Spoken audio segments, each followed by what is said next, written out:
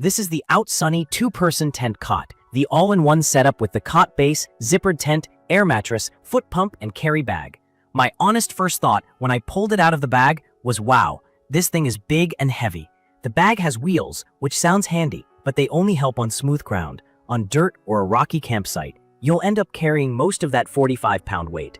In my opinion, marketing this for backpacking is not realistic.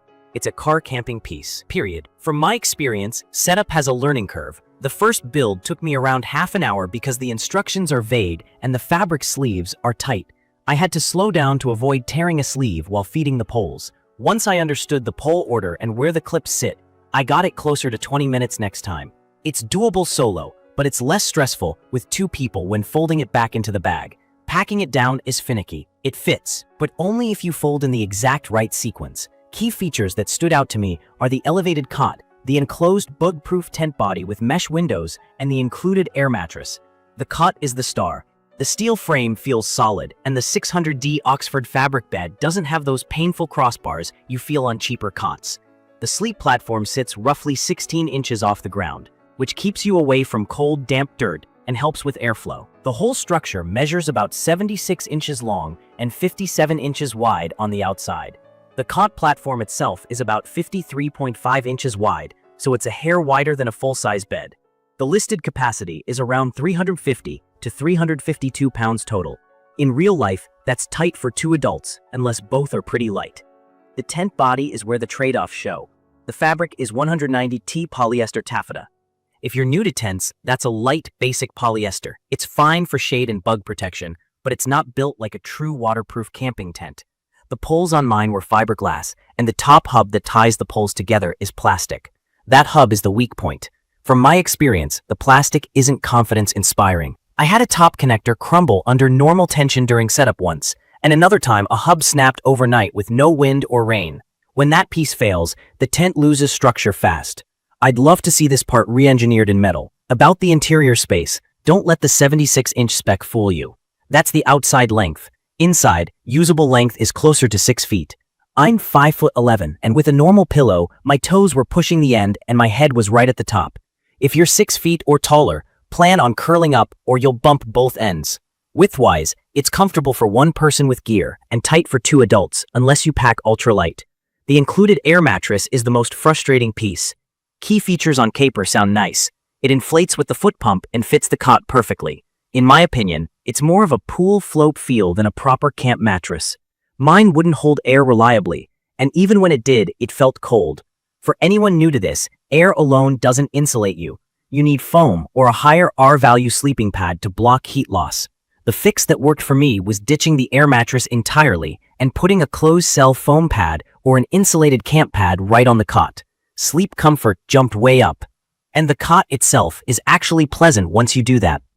Weather performance is where expectations need to be realistic.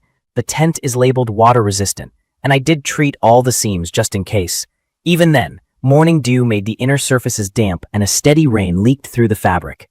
There's no true rainfly that extends past the edges of the cot. Because the tent walls end near the cot perimeter, water has a path to drip onto the cot deck and then wick under you. I stayed dry only by throwing a big tarp over the whole unit and running it out past the edges. That works, but it defeats the purpose of an all-in-one shelter. Wind is another concern. With that plastic apex hub under strain, I would not trust this setup in gusty conditions. On the positive side, sleeping off the ground is great. No stones under your spine, no puddles, and way fewer bugs. Ventilation through the mesh is nice in mild weather. The cot fabric feels like it will last. Zippers on the tent worked fine for me, though the carry bag zipper felt flimsy and I baby it. Inside the tent, headroom is enough to sit up, but you can't stand, and there's no real vestibule or indoor storage for packs or boots. Keep your gear in the car or under a separate tarp. Also, aim for level ground. A cot frame this wide needs a flat spot where you'll feel it wobble. It's perfect for dry climate car camping, quick backyard sleepovers, a deck nap, or a no ground contact setup during bug season. From my experience, it shines as a comfy single-person rig when I use my own insulated pad and a tarp or awning above it. As a two-person, all-weather shelter, it asks too much from the tent materials and that plastic connector. I'd recommend this for someone who wants an elevated sleep system for car camping, is under 6 feet tall, camps mostly in fair weather, and is ready to bring a proper pad and a separate rain cover. If you need a dependable shelter in rain or wind, this wouldn't be my pick. In my opinion, the smarter route is modular, a sturdy cot inside a proven waterproof dome tent. If you like the Outsunny brand, consider their separate 2-person folding cot and pair it with a quality 3 to 4-person tent that has a full rainfly and vestibules. You'll gain weather protection, storage, and flexibility without relying on one plastic hub to hold up the whole shelter. A few quick tips if you already own this. Carry a big tarp and guy lines, pre-seal the seams. Replace the air mattress with an insulated pad and check that top connector before every trip. Pack it methodically so it actually fits back into the bag. Bring spare stakes. The included ones are basic. In conclusion, the concept is great and the cot itself is comfortable, but the tent canopy and hardware don't match the same level of durability. For dry, calm nights and casual car camping, it can serve a niche. For mixed weather or 2 full-size adults, I'd pass and go modular for reliability and comfort. If this video helped, subscribe to the channel and drop your questions or your own experience in the comments. Thank you for watching.